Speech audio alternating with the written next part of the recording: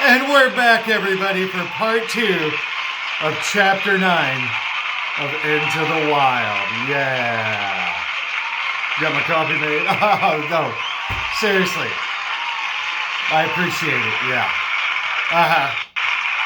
No. It's great. It's great. It's great, everybody. That's enough, Sarah.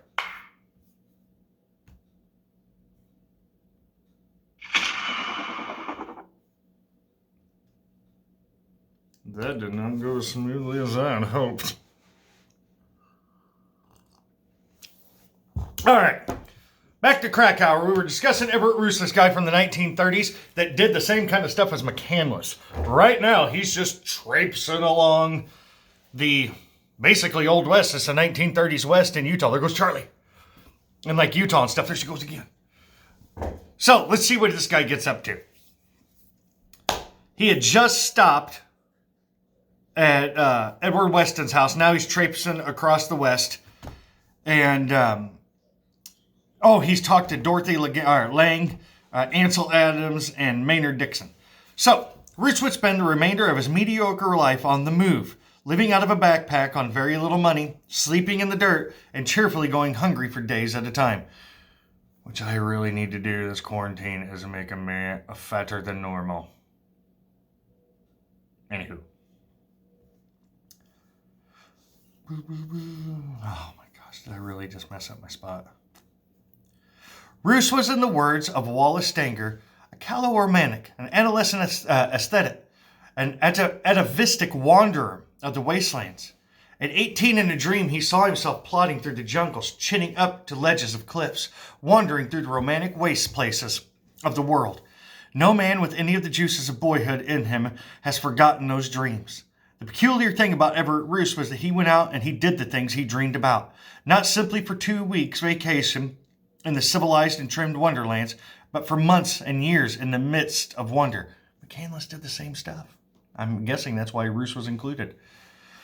Deliberately, he punished his body, strained his endurance, tested his capacity for strenuousness. He took out deliberately over trails that Indians and old-timers had warned him against. He tackled cliffs that more than once left him dangling halfway between talus and rim. From his camps by the water pockets or the canyons or the high of the timbered ridges of the Navajo Mountain, he wrote long, less enthusiastic letters to his family and friends, damning the stereotypes of civilization, chanting his barbaric adolescent yop, into the teeth of the world. Roos churned out many such letters.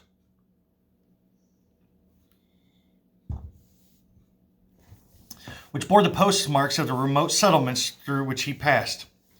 Kayenta, Chinle, Lacachikai, Zion Canyon, Grand Canyon, Mesa Verde, Escalante, Rainbow Ridge, Canyon de Chile. Reading this correspondence collected in W.L. Rusho's meticulously researched biography, Everett Roos, A Vagabond for Beauty, one is struck by Roos's craving for connection with the natural world and by his almost incendiary passion for the country through which he walked. I had some terrific experiences in the wilderness since I wrote you last. Overpowering, overwhelming, he gushed to his friend Cornell Tengel. But then I am always being overwhelmed. I require it to sustain life. Everett Roos's correspondence reveals uncanny parallels between Roos and Christopher McCandless. Here are some excerpts from 3 of Roos's letters. I have been thinking more and more that I shall always be a lone wanderer of the wilderness. God, how the trail lures me. You cannot comprehend its resistless fascination for me. After all, the lone trail is the best. I'll never stop wandering. And when the time comes to die, I'll find the wildest, loneliest, most desolate spot there is. The beauty of this country is becoming part of me. I feel more detached from life somehow, and somehow gentler. I have some good friends here, but none who really understands why I am here or what I do. I don't know of anyone, though, who would have more than a partial understanding. I've gone too far alone. I have always been unsatisfied with life as most people live it. As always, I want to live more intensely and richly. In my wanderings this year, I have taken more chances and have had more wild adventures than ever before. Where'd I go? Oh. And what magnificent country I have seen. Wild, tremendous wasteland stretches, lost mesas, blue mountains rearing upward from the vermilion sands of the desert, canyons 5 feet wide at the bottom and hundreds of feet deep, cloudbursts roaring down unnamed canyons, and hundreds of houses of cliff dwellers, abandoned 1,000 years ago. I mean, this guy was really into what he was doing.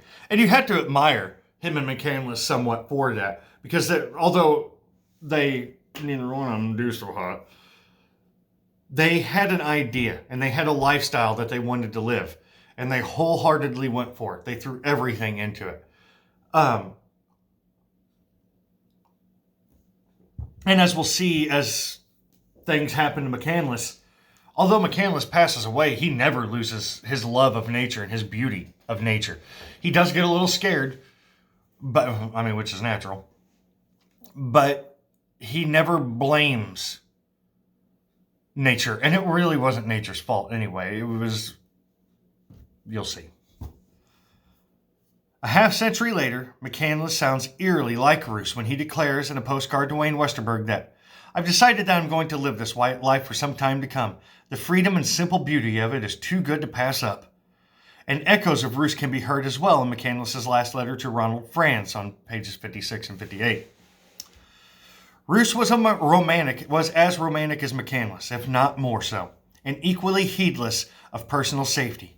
Claiborne Lockett, an archaeologist who briefly employed Roos as a cook while excavating the Anasazi cliff dwelling in 1934, told Rusho that he was appalled by the seemingly reckless manner in which Everett moved around dangerous cliffs. Indeed, Roos himself boasts in one of his letters, "Hundreds of times I have trusted my life to the crumbling sandstone and nearly vertical edges in search for water or cliff dwellings. Twice I was nearly gored to death by a wild bull. But always so far I have escaped unscathed and gone forth to other adventures." And in his final letter, Roos nonchalantly confesses to his brother, "I've had a few narrow escapes from rattlers and crumbling cliffs. The last misadventure occurred when Chocolotere, his burrow, stirred up some wild bees. A few more stings might have been too much for me. I was 3 or 4 days getting my eyes open and recovering to use my hands." Also like McCandless, Roos was undeterred by physical discomfort. At times he seemed to welcome it. "For 6 days I have been suffering from the semi-annual poison ivy case. My sufferings are far from over." He tells his friend Bill Jacobs, and he goes on, "For 2 days I couldn't tell whether I was alive or dead. I writhed and twisted in the heat, with swarms of ants and flies crawling all over me, while the poison oozed and crusted on my face and arms and back. I ate nothing. There was nothing to do but suffer philosophically. I get it every time, but I refuse to be driven out of the woods." And like McCandless, upon embarking on his terminal odyssey, Roos adopted a new name, or rather a series of new names. In a letter dated March 1st, 1931, he informs his family that he has taken to call himself Lanromaud, and requests that they please respect my brush name. How do you say it in French? Nama de Bruce? I have no idea. Or what? 2 months later, however, another letter explains that I have changed my name again, Everett Roulon. "Those who knew me formerly thought my name was freakish, and an infection of Frenchiness." And then, in August of the same year, with no explanation, he goes back to calling himself Everett Roos, and continues to do so for the next 3 years, until wandering into Davis Gulch. Why do you think these guys changed their names? I'm waiting. Nobody? Larry? No? All right. I suspect that these guys changed their names because they want to leave their former lives behind them. I think McCandless had some pretty good trauma in his life. I don't know if it was as bad as he portrayed it to be. And the same thing might have happened to Roos. Well, not the exact same thing, but some kind of trauma. And I think for these guys, changing their name was significant of starting a new life. Okay, back to where we were. And then he goes back to calling himself Everett Roos and continues to do so for the next 3 years until wandering into Davis Gulch. There, for some unknowable reason, Everett twice etched the name Nemo, Latin for nobody, into the soft Navajo sand, and then vanished. He was 20 years old. The last letters anyone received from Roos were posted from the Mormon settlement of Escalante, 57 miles north of Davis Gulch, on November 11, 1934. Addressed to his parents and to his brother, they indicated that he would be incommunicado for a month or two. 8 days after mailing them, Roos encountered two sheep herders about a mile from the gulch and spent 2 nights at their camp. These men were the last people to have known to see the youth alive. Some 3 months after Roos departed Escalante, his parents received a bundle of unopened mail forwarded from the postmaster at Marble Canyon, Arizona, where Everett was long overdue. Worried, Christopher and Stella Roos contacted the authorities in Escalante, who organized a search party in early of March in 1935. Starting from the sheep camp where Roos was last seen, they began combing the surrounding country and very quickly found Everett's 2 burros at the bottom of Davis Gulch grazing contentedly behind a makeshift corral fashioned from the brush and the tree limbs. The burros were confined in the upper canyon just upstream from where the Mormon steps intersect with the floor of the gulch. A short distance downstream, searchers found unmistakable evidence of Roos's camp. And then, in the doorway of the Anasazi granary, below a magnificent natural arch, they came across Nemo, 1934, carved into a stone slab. 4 Anasazi pots were carefully arranged on the nearby rock. 3 months later, searchers came across another Nemo graffito a little further down the gulch. The rising waters of Lake Powell, which began to fill up upon the completion of the Glen Canyon Dam in 1963, have long since erased both inscriptions. But except the burros and their tack, none of Roos's possessions, his camping paraphernalia, journals, and paintings, was ever found. It is widely believed that Roos fell to his death while scrambling on one or another canyon wall.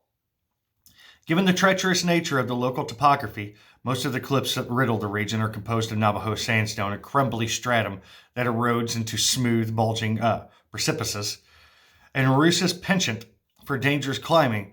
This was a credible scenario. Careful searches of cliffs near and far, however, have failed to unearth any human remains. And how to account for the fact that Roos apparently left the gulch with a heavy load of gear, but without his pack animals? These bewildering circumstances have led some investigators to conclude that Roos was murdered by a team of cattle rustlers known to have been in the area, who then stole his belongings and buried his remains or threw them into the Colorado River. This theory, too, is plausible, but no concrete evidence exists to prove it. Shortly after Everett's disappearance, his father suggested that the boy had probably been inspired to call himself Nemo by Jules Verne's 20,000 Leagues Under the Sea, a book Everett read many times, in which the pure-hearted protagonist, Captain Nemo, flees civilization and severs his every tie upon Earth. Everett's biographer, W.L. Rusho, agrees that Christopher Roos's assessment, arguing that Everett's withdrawal from organized society, his disdain for the worldly pleasures, and his signatures as Nemo in Davis Gulch all strongly suggest that he closely identified with the Jules Verne character. Roos's apparent fascination with Captain Nemo has fed speculation among more than a few of Roos's mythographers that Everett pulled a fast one on the world after leaving Davis Gulch and is or was very much alive, quietly residing somewhere under an assumed identity. A year ago, while filling my truck with gas in Kingman, Arizona, I happened to strike up a conversation about Roos with a middle-aged pump attendant, a small, twitchy man with flecks of skull staining the corners of his mouth. Speaking with persuasive conviction, he swore that he knew a fellow who definitely bumped into Roos in the late 1960s at a remote hogan on the Navajo Indian Reservation. According to the attendant's friend, Roos was married to a Navajo woman with whom he had raised at least one child. The veracity of this and other reports of relatively recent Roos sightings, needless to say, is extremely suspect. Ken Slate, or Slight, I'm going to say Slate, because it's like Slay, who has spent much of the time investigating the riddle of Everett Roos as any other person, is convinced that the boy died in 1934 or early 1935, and believes he knows how Roos met his end. Slate, 65 years old, is a professional river guide and a desert rat with a Mormon upbringing and a reputation for insolence.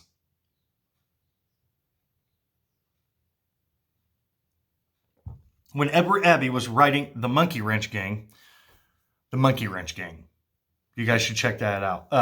Mr. Meister loves that book too. We were talking about it, basically when we started reading this. I was talking to him about what Into the Wild was about. And he was like, oh, they should read The Monkey Wrench Gang. His picturesque novel about eco-terrorism in the Canyon Country. His pal, Clint Slate, was said to have inspired the character of Seldom Seen Smith. Slate has lived in the region for 40 years, visited virtually all the places Roos had visited, and talked to many people who crossed paths with Roos. Taken Roos's older brother Waldo into the Gulch to visit the site of Everett's disappearance. Waldo thinks Everett was murdered, Slate says, but I don't think so. I lived in Escalante for 2 years, and I've talked with folks who were accused of killing him, and I just don't think they did it. But who knows? You can never really tell what a person does in secret. Other folks believe Everett fell off a cliff. Well, yeah, he could have done that. It'd be an easy thing to do in that country. But I don't think that's what happened. I'll tell you what I think. I think he drowned. Years ago, while hiking down Grand Gulch, a tributary of the San Juan River some 40 miles due east of Davis Gulch, Slate discovered the name Nemo, carved into the soft mud mortar of an Anasazi granary. Slate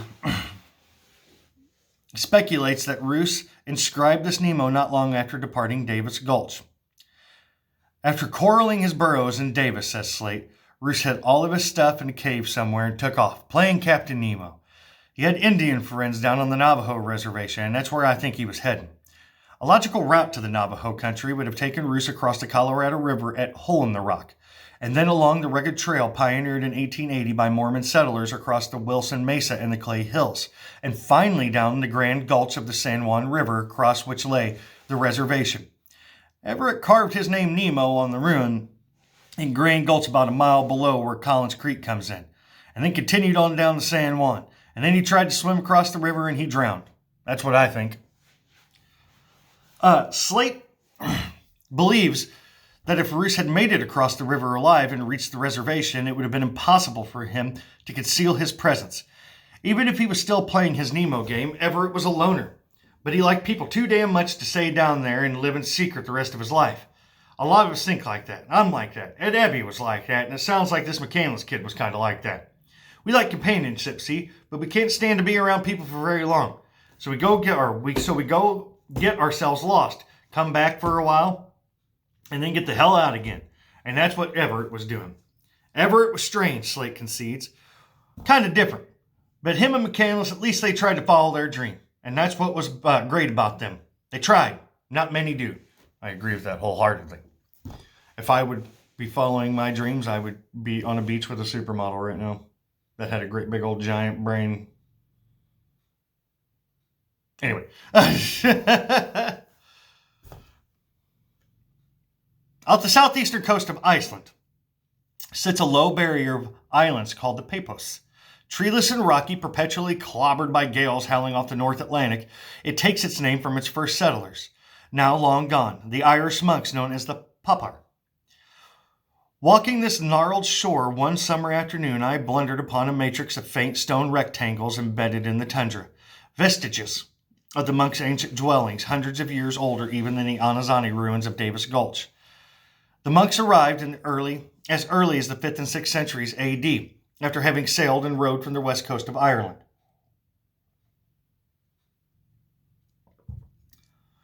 Setting out in small open boats called cuirass, built from cowhide stretched over light wicker frames, they crossed one of the most treacherous stretches of ocean in the world without knowing what, if anything, they'd find on the other side. It's impressive. The Papar risked their lives and lost them in untold droves, not in the pursuit of wealth or personal glory or the claim to new lands in any way or in the name of any despot. As the great Arctic explorer, Nobel laureate, Icelandic name, here we go, Fridtjof Nansen points out, these remarkable voyages were undertaken chiefly from the wish to find lonely places where their anchorites might dwell in peace, undisturbed by the turmoil and the temptations of the world. When the first handful of Norwegians showed up on the shores of Iceland in the 9th century, the Papar decided that the country had become too crowded, even though it was still all but uninhabited. The monks' response was to climb into the curraghs and row off towards Greenland. They were drawn across storm-racked ocean, drawn west past the edge of the known world, but nothing more than the hunger of the spirit, with nothing more but the hunger of the spirit, a yearning of such queer intensity that it beggars the modern imagination. Reading of these monks, one is moved by their courage, their reckless innocence, and the urgency of their desire. Regarding these monks, one can't help but thinking of Everett Roos and Chris McCandless. Okay, so here's what I want you guys to do. I want you to read chapter, what was it, 10? Yeah, on your own. It's entitled Fairbanks. Other than that, stay safe, stay inside. Well, not inside, just stay on your property and stay away from people. I know that this is miserable right now, but the more we isolate ourselves, the faster this will all go away. All right, like always, if you guys need anything, Google Hangouts or email me or whatever. I will see you next week. Bye, guys.